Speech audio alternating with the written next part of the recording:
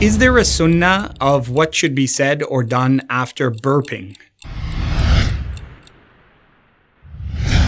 Alhamdulillah, wa salatu wa salamu ala rasulillah sallallahu alayhi wa sallam wa ba'd. One of the things that is not from the sunnah is to burp out loud purposefully.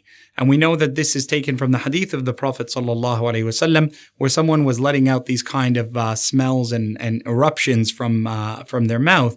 The Prophet sallallahu alaihi wasallam said, the one who has eaten onion, the one who has eaten garlic, the one who has eaten those kind of herbs that give off an offensive odor, let them turn away and not join our jama'ah. Let them not come to our congregational prayers and delay themselves from it. That's a really insightful statement of the Prophet Muhammad sallallahu alaihi wasallam. As for an utterance where you do it unintentionally and it's not intending to cause offense, or you're just trying, letting out that air, there's no dua like sneezing, for example. You say, Alhamdulillah, yarhamukallah, yahdikumullah. There's nothing of that sort that is recorded from the sunnah of the Prophet Muhammad sallallahu alaihi wasallam. If someone was to voluntarily make a recognition of Allah subhanahu wa ta'ala, perhaps it was while they were having a meal and, something came out and they said, Alhamdulillah, it's acceptable, but it's not something that they would consider that they are rewarded for having said that as being an action of the sunnah of the Prophet sallallahu alaihi wasallam,